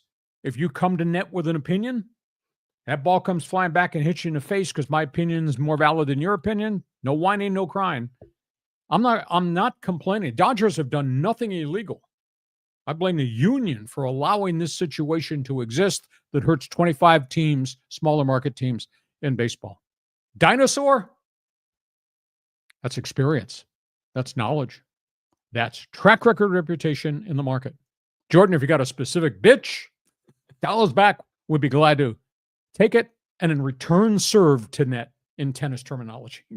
Well, the asteroid hasn't hit quite yet, so you're still kicking, but it's fun how fans love to talk about you in addition to talking about sports. They love you, they hate you, they complain about you, but you know what? They watch and they listen. That's the only bloody thing that counts. But thank you for joining us, Jordan. I'll wait for your response when you come to net, but duck. Go ahead, next one. Okay, let's go here to Gary. He goes, for the Dodgers, it's not just about the money. Andrew Freeman and Brandon Gomes are the best front office combination in MLB and probably of all sports. They don't just throw money at players. I think the most unique thing is the Dodger clubhouse, and I've been in that clubhouse over these many years and recently, and there is a unique chemistry and an accountability, and Dave Roberts has done a phenomenal job bonding this group for the big picture. Granted, they're all making phenomenal amounts of money, but you don't get any sense of internal problems in that Dodger locker room and that Dodger clubhouse, and that's because of the leadership of Dave Roberts. Do I wish that small market San Diego could afford a $375 million payable? It'd be great. My bigger wish would be that the union and MLB would come together on a financial structure plan that involves revenue sharing, that every team had to spend a certain amount of money. Because if every team has to spend a certain amount of money, yes, Juan Soto would go to the New York Mets, and maybe Sasaki would go to the Dodgers. But if everybody had to spend a certain amount of money, like say an average of $120 million per team, you would not have the records that is Miami or Tampa Bay or the Sacramento Athletics or small market Detroit, where they're penny pinching and shopping at Dollar General. Players would go to the second level teams in Major League Baseball because they'd earn the money, because the Pirates have to spend $120 million, not $78 million, and they make the Pirates better. The NFL model works, hard salary cap, floor to spending. Everybody's competitive. Whether or not you succeed is up to your front office and the investments you make. That's the way I view it. Dodgers they have a luxury, and they're allowed to do this creative financing, as they call it. The union has signed off on it. Union's got to sign off on Hacksaw's proposal. Well, they're definitely throwing money at players, but they're doing it in a smart way. To me, the Dodgers are like the high school quarterback that was the prom king, the pitcher on the baseball team, straight A student, dates the hot cheerleader. The Dodgers are just loaded. They've got it all. Okay, next one. Thank you. Okay, let's go here to Willie. He's kind of commenting on what you were saying. Baseball is broken. Fixes, number one, salary cap, top and bottom levels, international players in the draft, no deferred money in contracts. Well, you can do deferred money. Understand, though, that 5 years down road or 10 years down road, you're going to have to pay that deferred money. It's not like free. And there is bookkeeping that charges you for deferred money. I was told the Dodgers now have 11 players who have deferred money contracts. Now, some of this goes out 30 years, and Dodgers aren't worried about having to pay $1 million to somebody in the year 2038. But there's got to be a structure. To me, the Florida spending is the bigger issue than it is deferred. I don't think you'd ever get a salary cap. We get a luxury tax that works, and there are some people that are spending a luxury tax. Florida spending, I think, solves the whole problem. Well, if there was a floor, let's just say you had to spend 120. Would there be some teams that would legitimately lose money? No, because they're all getting revenue sharing. And revenue sharing right now is an all-time record high. And and the TV ratings have rocketed. The demographics in baseball, viewership has rocketed. Attendance has gone up. So I think the general consensus, people like the way the game's being played now. Rule changes have impacted that. I think people are coming to games because it's, in a sense, America's pastime. It's still kind of cool. And if those revenues continue to go up, then clubs will be able to pay their players if they're mandated they have to pay the players. You're a damn capitalist. Well, but overall, yeah, the money is up, the attendance is up, the TV ratings are up, but not in Oakland, not in Miami, not in Tampa. But why? Because the product has been piss poor, because owners have been allowed to operate with $67 million payrolls, while the top of the scale is operating at $375 million. So then you put a floor to spending, and they say, okay, now we're going to go out and sign a $250 million contract, and then it ends up being Xander Bogaerts, and they're screwed for like the next 8 years. Well, you have to be judicious who you're signing, who you're giving it to. Yeah. But the second level of free agents, they'll go to Miami and go to Tampa and go to Pittsburgh and make this product better. If the product's better, then you have a good overall big picture product. Am I talking to a cement wall here, or makes sense to me? Well, I just got to believe that, yeah, this is tricky. It's tricky because these guys are greedy SOBs, right? You are, yes. Thank you, Mr. Capitalist. Okay, well, speaking of greedy SOBs, we'll go to the next guy that decided to give us money, and that's David Ramos. David says, Jim Bowden said there will be an investigation because of Sasaki going to the Dodgers. There was already set an investigation by MLB prior to posting. Yeah, that investigation has already taken place, and there was no tampering. And the Dodgers are not going to tamper. They are the Dodgers. Why would they tamper if they still have a legitimate chance to get the guy? This was not a bidding war per se. Most everybody could spend close to what the Dodgers spent on the signing bonus package, from Toronto to San Diego. This was a choice of how he viewed organizations, how he viewed potential to grow, how he viewed how they develop pitchers, how he viewed how they help pitchers who get hurt. And by the way, these guys wear World Series rings, and it's the market in LA, and that involves unique endorsements. So no violations at all from what we've been able to find. David, good point, though. Thank you. Next one. Yeah, next one. Let's go here to Johnny. He says, Roki, you keep forgetting Dodgers also signed an international project, a 17-year-old right-handed pitcher out of South Sudan. Exactly. Everybody's signing everybody now. Now, the Dodgers, a lot of people don't know this, the Dodgers gave up their top 3 amateur players who they were on the line to sign. And they told those guys, we're going to wait for Sasaki to make his decision. Those guys went other places. Pittsburgh signed one, Milwaukee signed one. I'm not sure where the third one went. There were 3 of the top amateur international players. And the Dodgers alerted them, we're not going to sign you yet because we need to get this decision from Sasaki.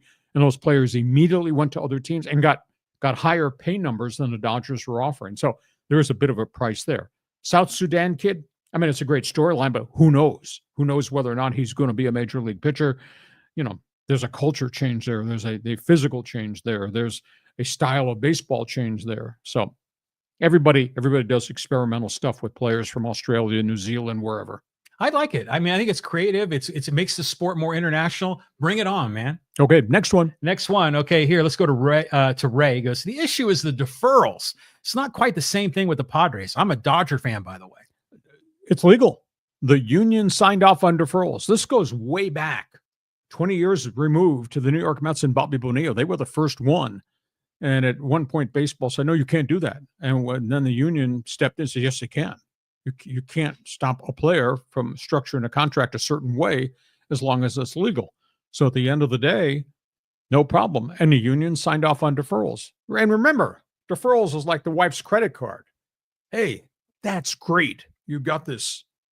By the way, I have to pay for it a year from now, or in some Dodger cases in 2039. But that's for them to decide how they're going to structure their roster and their payers and their payoffs deferred.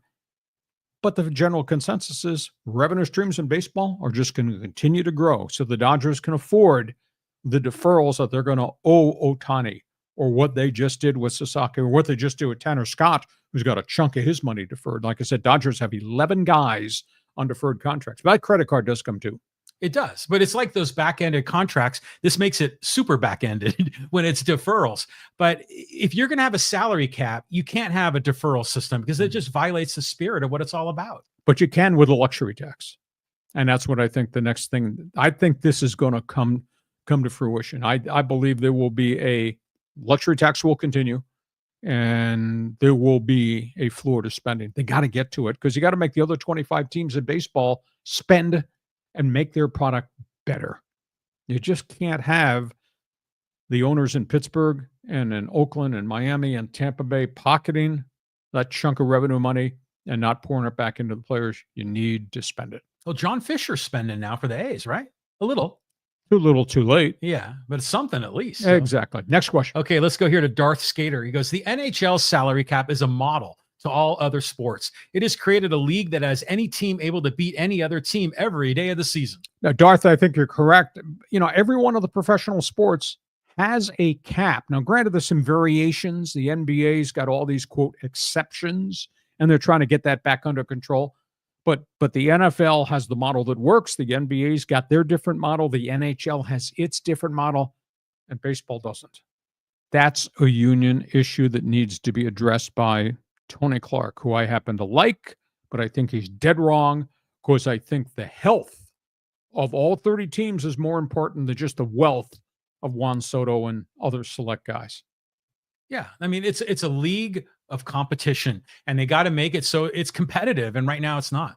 Exactly. Okay. Next one. Okay, this is to S. Serrano. This is a great take. I like this. He says, the NFL model has 14 of the last AFC West champs in Boston, or actually the AFC conference champions in Boston or Kansas City. That's not parity if you lose large markets because everyone is sick of the Kansas City Chiefs. I think there's damage there if you can't make it really competitively balanced.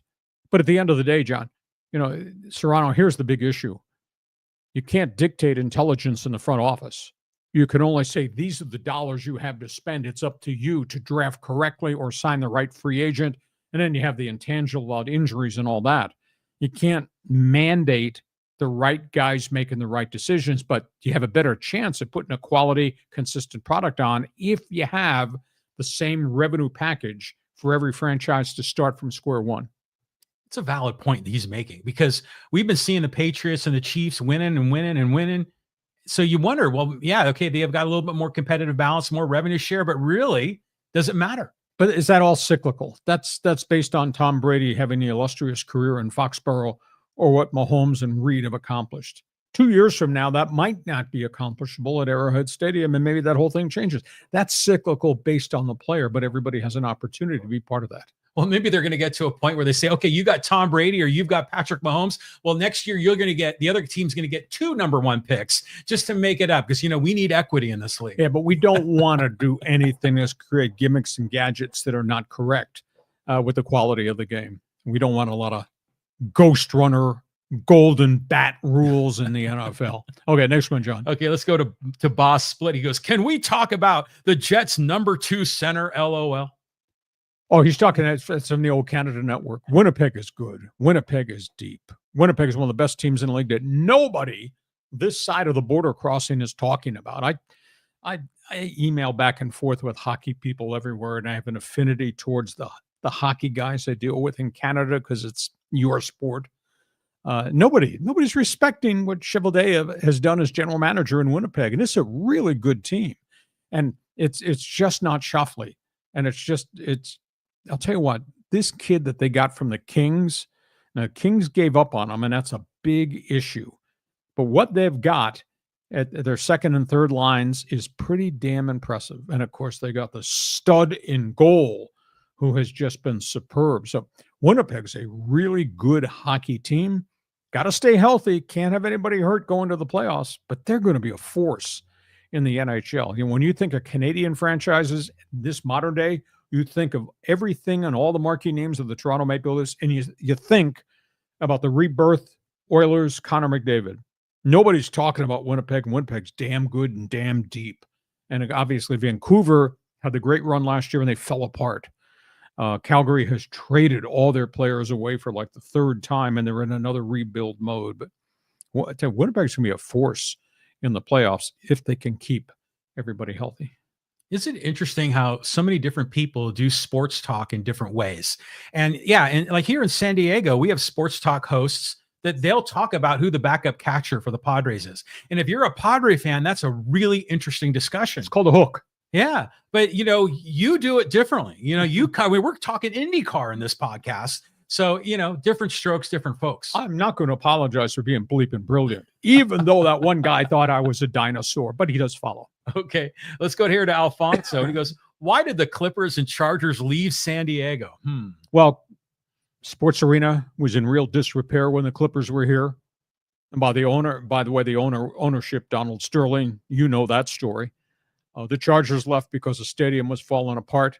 The city and county, with the NFL, came up with a financing plan to build a $1.2 billion stadium, and the Spanos family refused to go to the negotiating table and took the franchise to LA, which it's on the periphery of sports interest.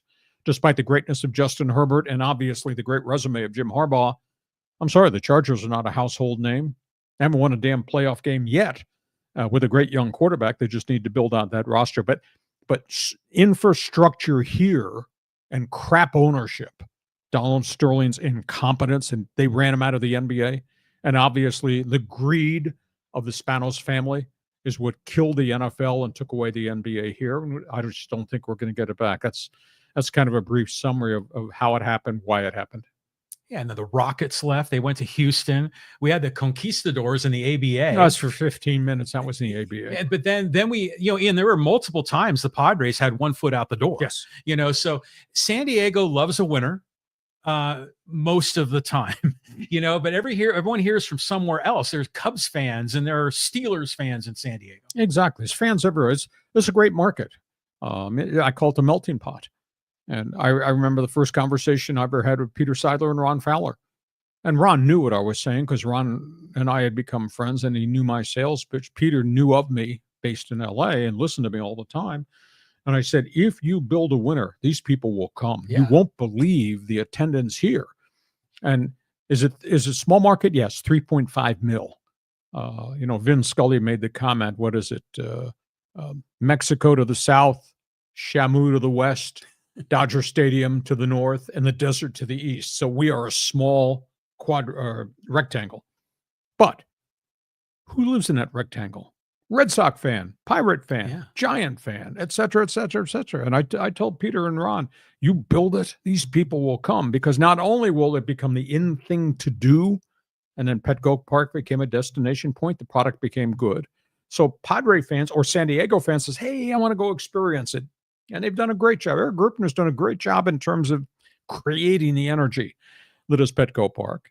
And then Red Sox fan and Giant fan and Cubs fan and Pirate fan, they're all going to show up when their teams come here to play. And what do we got? 3.3 million. It was tough to buy tickets last year because virtually every game was sold out. So it's a good baseball market. Now, they've capitalized on it because the greed of the Spanoses took the NFL franchise, which was beloved, took it out here, took it to LA, where now it's on the periphery of interest. I'm sorry. LA is all about Lakers. LA is all about Dodgers. And then there's the second tier, and then the Chargers are part of that second tier. Second, I think you're being generous. No, but Justin Herbert and Harbaugh, those are great storylines. But they're more like a third tier, I would think. I mean, the Rams have more, oomph in LA than the Chargers. Exactly. At this minute, they do. Yeah. Okay, next one. Okay, here. Let's go to objectivity. He goes, Padres should apologize for the Kershaw meme. Start there and the curse will be lifted. John's looking for anything to get this curse off his shoulders. There's a black cloud hanging over this man's head like you would not believe. It's an inferiority complex. You know what he's talking about, sure, right? Yeah. About crying on the scoreboard. Yeah. Wouldn't it be something if the Padres signed Kershaw? Nah, Kershaw's not coming here. See, another cast off. That's like when the Padres signed Steve Garvey. That was wrong. It was just immoral. You can't be doing that. So, yeah, I thought it was kind of a cheap stunt, and it kind of came back to haunt them. Should I invoke my favorite hacksaw phrase as it relates to Dodger Padres? Scoreboard, baby. Yeah. I mean, you can't argue with that. I mean, you just can't, Okay, let's keep going. He goes, let's go to Joe. He goes, Hacksaw, do you have any shirts that you actually paid for? I traded a lot of stuff to get all the stuff. I was given a lot of stuff. I've worked for a lot of unique and very different people. And this is me, baby. Is that not the phrase that was on the movie Jerry Maguire? Cuba Gooding saying, this is who I am, baby. Yeah, something like that. Yeah. There's no dress code here. I got a memo. I don't read memos. I don't go to staff meetings. And he violates a dress code all the time. So to answer your question, yeah, I probably do. Hey, those of you who've never seen me on TV, I do dress up. I do clean up on Saturday morning at 6:30 on KUSI. I do wear a shirt and tie, unless you're going to mandate that I have to send out a memo and John and I have to start wearing shirts and ties. So who cares how I look? What's important is the content. Topics on the table. Yeah. No opinions. Yeah. Well, you have a big career in radio, as they say.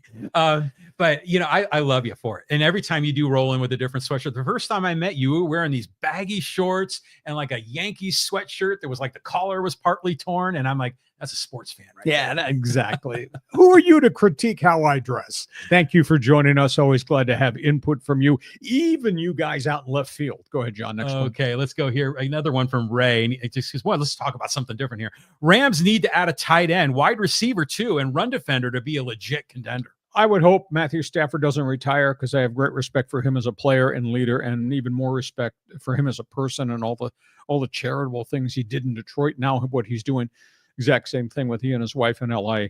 It's all there right in front of him, and bring him back. You know, there's a question mark right now whether Father Time is knocking on the door of Cooper Kupp, who's kind of become the second tier wide receiver to Nakua.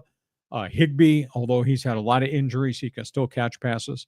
But you just think, Ray, about what they did. I mean, they developed an offensive line. They hauled all these guys off the injured reserve list, and these guys really got better and better as the season wore on. And look at how young that defense was and what they were at the start, what Sean McVay developed at the end.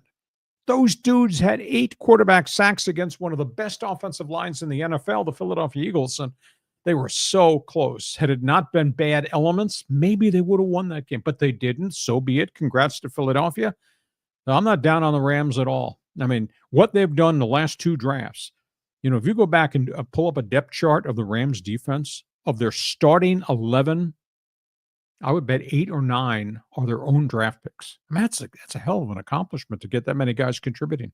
This Sean McVay guy, the more I learn about him, the Smart more guy. impressed I am. I mean, this guy is really something. And do you know how hard it is for a host to talk about that guy? You know where I went to school. Yeah. University of Ohio. Ohio University. Yeah. You know where he's from. Oh, is he Miami? Miami of Ohio. You know how hard that is for somebody who's a Bobcat to talk about somebody that was a Miami Redskin, Red Hawk? Muck Miami. That's what got us in trouble at the fraternity house at Ohio U. Okay. I think McVay is just brilliant. Next one. Okay, let's go here to Douglas. He says, I'm a Steeler fan, and I was living in San Diego at the time when the Steelers blew the game. When I went to work on Monday, everyone just stopped and just looked at me. So he's making reference to the greatest day in Charger history, the AFC Championship win. And again, if you're not aware of what we just did Friday, Saturday, Sunday, go to my YouTube channel, because we saluted. This was the 30th anniversary this weekend of the greatest moment in Charger history, the AFC win in Pittsburgh that sent the Chargers onto the Super Bowl. And I never thought that was humanly possible. I thought we were going to get blown out into the river right from the start when Bill Cowher's offense went right down the field and scored. And Bobby Ross would not let this team lose, would not let them think negatively. And he kept preaching, we're going to pound it, we're going to run it. And they took over control of the game, the second, third, and fourth quarters. The statistics, I totally forgotten this. The stats were so lopsided for the silver and black, or the black and gold Steelers compared to the Chargers in terms of yards, snaps, time up. It was so lopsided, but the Chargers kept hitting big plays, 2 touchdown passes, and then the Dennis Gibson deflection, and they won the game. Just most amazing thing I ever experienced. But go to the YouTube channel, my YouTube channel, and just scroll back, because we put 3 different things out there, Friday, Saturday, Sunday. I think you'll really like it. Another David versus Goliath. Yeah, there's a theme today. When I was watching the replay, you know, which is great, the NFL film segment, that just the turf at Three River Stadium looked like it was 1/8 of an inch thick, and it was like concrete underneath that. Man, imagine getting hit in that game on a cold day. Yeah. It was a great game. What a great moment. And then coming home to the stadium that night and having 68,000 fans in the rain salute the Chargers that Sunday night after they won the game. So memory of a lifetime. But we came up with this idea, and I said, you know, we ought to do something because the 30th anniversary is coming up, and that's why we posted it this week. So you go back and look. There are San Diego Charger fans. People from LA are bagging on us. That's all you got to root for is you won an AFC championship. I mean, well, it was a success we had. So you embrace it. Yeah, but the other great thing about it is because you were part of it. No, and I mean this in a good way. You were part of that team, and you were kind of a representation of the fandom and the energy and everything that went along with that team. So while it's not a Super Bowl win for San Diego and for you and your podcast, it's a special moment. Not bad for a dinosaur. Yeah, exactly. Damn right. Okay, let's do a couple more before we get to social media. Okay, let's go here. There is some good. Here's a comment here from Manny's Tacos. He goes, ownership costs the Padres Roki. He left $4 million on the table. Well, there's no doubt about it. I mean, he signed for 6.5, which is the highest bonus the Dodgers have ever given out. See, the Padres' problem was they could have traded for more international money, but that would have meant they would have had to trade more guys from the farm system to get the international money. The Dodgers made 2 trades on Thursday night. One was with the Reds, and I think the second one might have been Detroit. And they got more international money that went into that pot in addition to what they already had. If the Padres do that, the Padres have already traded this farm system away 3 times. How much else are you going to be able to trade? So that was a bit of an issue there. But hey, I said on KUSI on Saturday morning, the Padres, they gave it their best shot, and they tried everything humanly possible. And at the end of the day, Sasaki, it wasn't a money thing. Sasaki chose the Dodger organization because of success. And I also think intangible, the amount of endorsement money, because they presented him what Dodger baseball had become on the Pacific Rim with corporate sponsorship. They said, you could be part of this. Whereas the Padres corporate sponsorship probably would have been a lot less. I think that's an intangible part of this equation. I wonder if Peter Seidler was alive, if Roki Sasaki would have signed here, because I'm sure all the controversy going on with ownership must have spooked him. Yep. Oh, I don't want to go there. Why not go to the Dodgers? I concur. I think the squabble, the timing of the squabble was really bad. But again, Peter could not have changed anything. Peter could only give out this amount of money because it was a fixed amount international pool that any of the 30 teams could use. And the only way you could add to it would be by trades. And the Dodgers did make 2 trades right before the deadline that gave them a little bit more, but it wasn't a volume of money. The other angle to this is some people are saying Roki went there because of the heritage and legacy of the Dodgers with Jackie Robinson. And I'm thinking, okay, that's a legit point. But then on the other hand, I'm thinking, here we go again, the high school quarterback with the beautiful girl and has also been a societal, shaker and mover, changing culture in America. The Dodgers are like perfect. Dodgers have the history, not just Jackie Robinson, Fernando Valenzuela, all things Mexico. Obviously, what they did on the Pacific Rim and all the great Oriental players that they've got. Oh, don't say that. Oriental is an exotic term as I view Oriental. Okay. Well, you're a dinosaur. That's right. Thank you. But you look at what they did on the Pacific Rim with all those players, what they did in Latin America. I mean, the Dodgers they planted their flag. Now, that goes back to the 1940s. That's a long time ago. But the Dodgers have this history of doing so many unique things internationally. And other teams they've dove into the international game too, but not to the extent of the history of Dodger baseball. Hatred of the good for being good. That's what it kind of comes down to. Okay, let's go here. This is a good point here by Alan. And he says here, Lakers twice, Heat, Warriors, Red Wings, Lightnings, Penguins, Patriots, Chiefs. Teams that repeated since the last time an MLB team repeated. All those teams have a cap. Parity is best in Major League Baseball. Results matter. Exactly. And if everybody is operating from the same financial parameters because you're mandating that these owners spend it, they have a much better chance to get the second free agent. Maybe not Juan Soto, but they have the next better chance because they're mandated to come up with a figure, $120 million. We got so many teams that are below the 120 million mark now. If they all had to spend it because they're getting revenue sharing, there'd be better players going to all these other cities, which would make that product better, which makes the whole sport better. Yankees are the Yankees and the Dodgers are the Dodgers. And if they want to be over the luxury tax, so be it. But everybody else has to spend the money.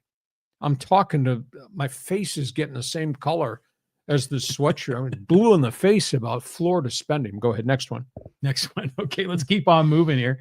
And here was the one. This is from Joey. He says, did you see Joe Kelly's comments? He said if there's a salary cap, the Dodgers would still get everyone. History and legacy. But if there's a salary cap, it would be in this rectangle of what they could spend. Maybe they'd reallocate and spend a little bit differently if there was a hard cap. But I don't think we'll ever have the hard cap. I do think we will have a unique luxury tax. But if you're taking my revenue sharing money, you got to put it back into players. That's the way it's going to go. Now, whether you make the right acquisitions or you conduct your business correctly, that's a whole different argument. That's where we are in baseball. It's got to come. We need to have competitive balance. You can build it like Tampa did. You can build it like Baltimore did.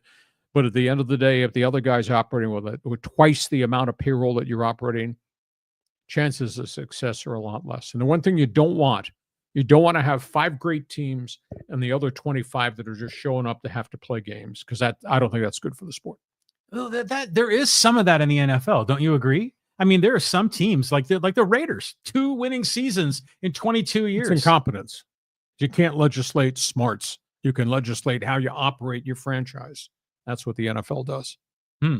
Okay. Let's do a couple social media here, because I'm sure there's some opinions to be expressed from that street corner. Okay, here. Well, let's move this guy off the screen, and we're going to go down to social media. And, here's a good one. And this is from JT Stevenson, and he said, I love hearing you talk about this. Lee, I was 13 years old that year, and your voice still rings in my head saying, Humphreys with a deep drop to throw, looks long. He's got Jefferson open. He caught it. Touchdown, San Diego, as though it were yesterday. Your voice was a big part of what made that year so memorable. Well, JT, thank you. I had not seen that video clip in years, and I had totally forgotten. My life is so complicated, and I've done so many things in sports talk, and then what I've done on TV, and then obviously what I'm doing with my website, which is all written, plus what I'm doing with this Yahoo in left field. I mean, my life is so busy. I'd totally forgotten that I'd done this creative thing with NFL Films, and then somebody sent it to me. I said, yes, and I watched it. And again, I watched it this past weekend, and my heart went boom, boom, boom, boom. I love doing the Chargers. I love game day. And what a great day it was. And then it brought back a flood of memories of where we were and what we established and what we did and our legacy. And so I do, in all honesty, I feel saddened that this town has forgotten that team and that special moment. You know, how the Union Tribune, the newspaper of record in this town, has never written one thing on the 20th anniversary, 25th anniversary, the 30th anniversary of the Chargers. Why would you not pay attention to something special that meant so much to so many people? So people are still angry at the ex-girlfriend. That's what the whole thing's about. They're bitter.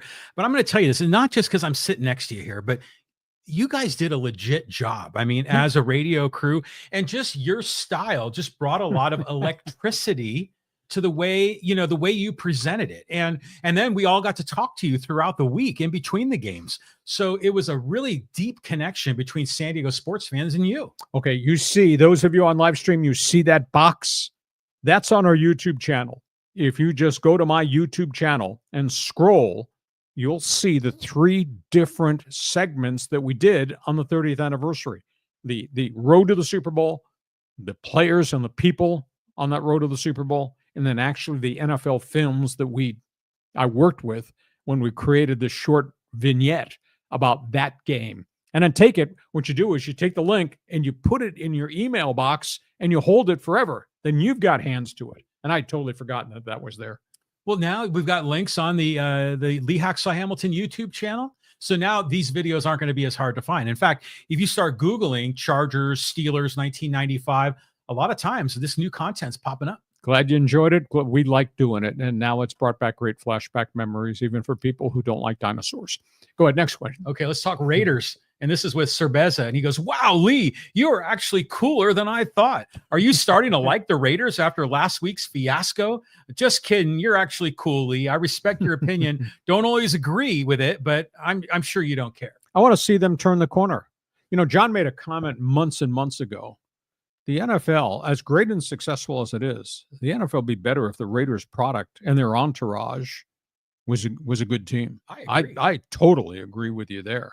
You know, the NBA is better when the Laker heritage is winning games. So I would hope that they can fix it. Tom Brady is the one now that's having great input with Mark Davis. You know, I just beat up Raider fans because all you want to do is talk about way back in the day. Well, way back in the day was great and you accomplished a lot. It's a different era now and you haven't accomplished anything. And please don't sales pitch me that everything's great. Everything's not great. Fix it, because I think the league is better if the Raiders are better. Fascinated to see what they do with general manager coach. That's going to happen really quickly. Fascinated to see if they can trade up and go get a quarterback. I will say this, and I like Tom Telesco. He's not bold. That's his shortcoming. At the end of the day, he left them 10 draft picks and $107 million, all-time record in cap space. So I'll be intrigued to see whomever comes in the front door, if they can fix it, how quickly they can fix it. But you got to have a quarterback. The mystique, you know, and there's no team in the NFL that's like the Raiders. Exactly. You know, I mean, there are fans of teams, there are loyal fans, diehard fans, but Raider fan is something different. I mean, they are loyal to that team till the day they die, but in a lot of ways, that pirate with the patch over his eye signifies everything. Yes, it's like a brand. It represents who they are as individuals. So you're right. When the Raiders are relevant, the NFL is better. Concur. Let's go move on. Another social media shot. Okay, Padres here. This is from Sandy. He goes, Padres should just vanish and go bye-bye. They will never have money to sign for the best. They'll never win a World Series. Just go away. Go to Vegas. That's where all the losing teams are running to. You know what? We should have a rule that if you're going to take a shot, you must present your driver's license so we can identify you as to who you really are. I mean, who you're representing? Dodgers, Giants, Yankees, Mets? No, it's okay. That social media is great. It can be so unsocial sometimes. You know, we're trying to talk about the specifics of the issues and how you fix it. And this guy he wants to throw a hand grenade from behind the fence over there towards the other guy. Come on now. But social media. Social on social media. Yeah, exactly. Everyone's throwing bombs, you know. We have to get someone in here to moderate the content. We need some censors. Thanks, Andy. Okay, let's go here to Dorothy. And she's talking about the salary cap. She says the players union isn't against a spending floor.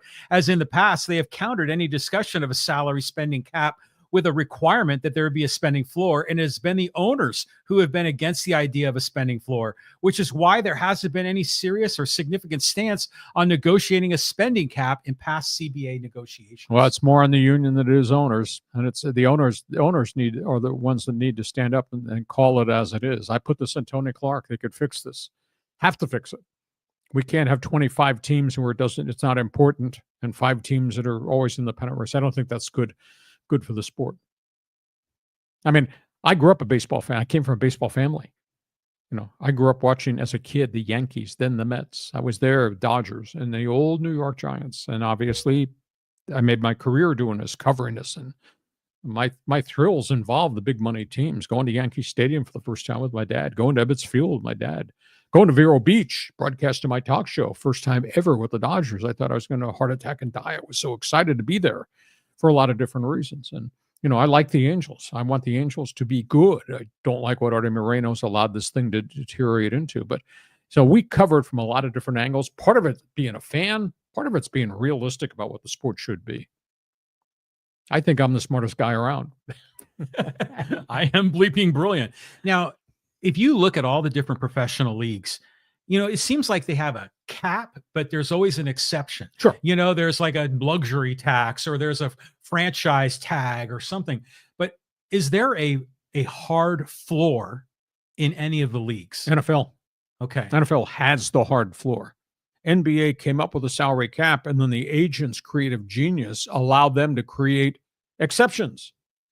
Larry Bird rule. Yeah. Or exceptions, trade exceptions, injury exemptions. And so there's ways around the NBA cap. The NHL's got a hard cap, but they also have a way in which, because the NHL revenue streams are a lot lower, in which the players had to pour money into a side account, and then money would get paid back once the NHL revenues grew. So each league has, the other leagues, not the NFL, each league has unique exceptions. NBA is trying to reel back in all the exceptions they allowed to happen because of the smart agents that were out there. They need to get that back under control. And they've created these things called, and I can't explain it, it'd take forever. You don't want to hear it, but they have created things like, all of a sudden there's a tax apron. If you're over one level, then there's a tax apron, which involves penalties, draft picks, etc. And then there's a second tax apron, and you don't want to go to a third apron because it'd be fatal for your franchise. It's hard. It's very, very complicated. But baseball's got to work on it. They got to fix this. Milwaukee and Seattle and Pittsburgh and Tampa and Miami got to have better products on the field because their owners have to spend more money because they're getting money. Well, do you feel now that it's a whole new level of we're fed up with some teams spending gazillions? Because we used to always be angry at Steinbrenner for signing or was Cohen.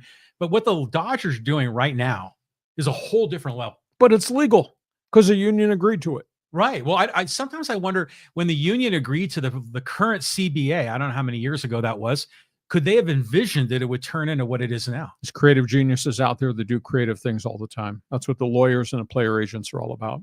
It's an intriguing question.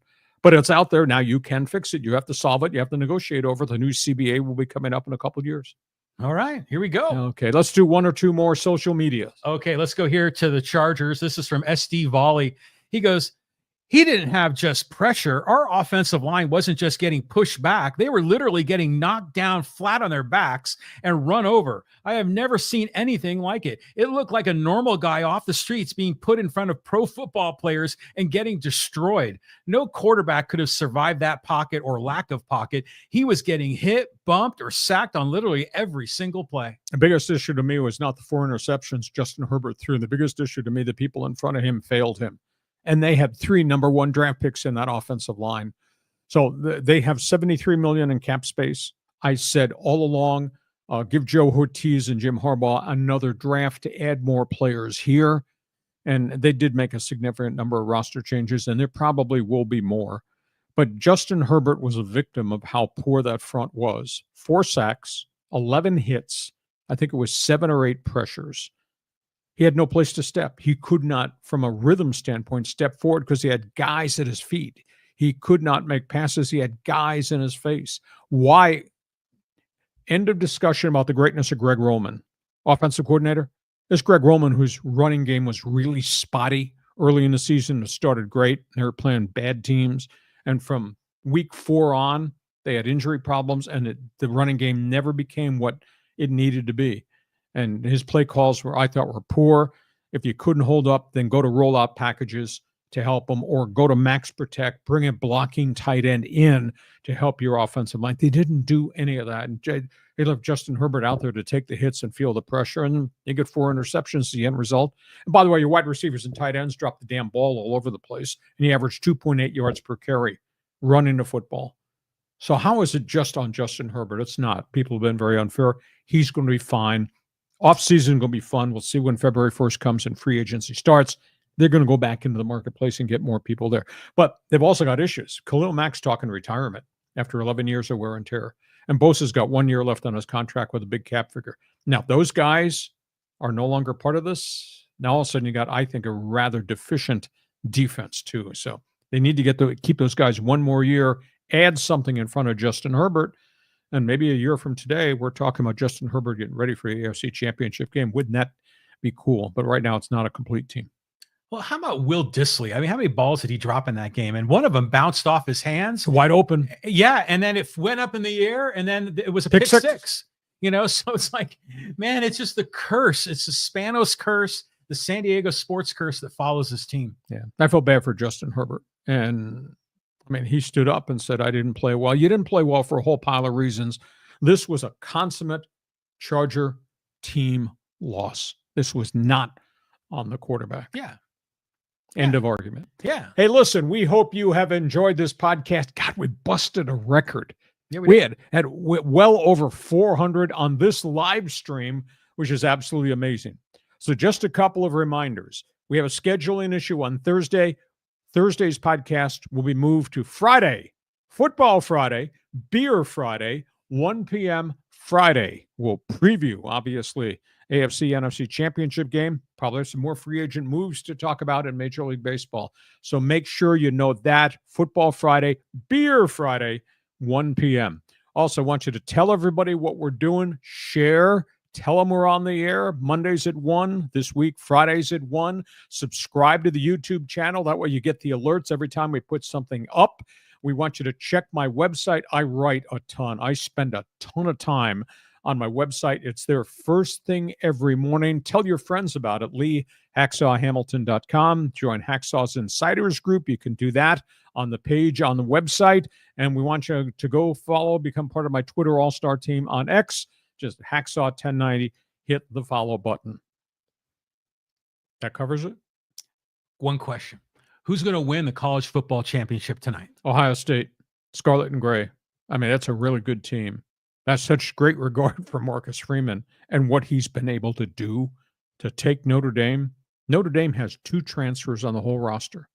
Notre Dame does not give wads of money in NIL. And Notre Dame is playing tonight. And Marcus Freeman, X's and O's, really good. No doubt, Ryan Day's a passion play. No doubt, Chip Kelly's a mad scientist. No doubt, there's a lot of 5-star blue chippers on the Buckeyes. But what Marcus Freeman has been able to do, because they were underdogs in every one of these playoff games, to get there to play on Monday night, that's pretty cool. It's going to be a great game. I'm rooting for Notre Dame, but I think you're right. I think Ohio State's going to win. Okay. We hope you have enjoyed our podcast. It's brought to you by Dixie Line Lumber and Home Centers. Thanks for being part of this. This is so special what we've been able to do over the last 2 years. We'll see you Friday, 1 p.m., Football Friday, Beer Friday. Thanks for joining us on Hacksaw's Headlines. Join us again for Hacksaw's Headlines on YouTube, Facebook, and Twitter. And find the audio version on your favorite podcast apps. Touchdown, San Diego! For more content, go to LeeHacksawHamilton.com.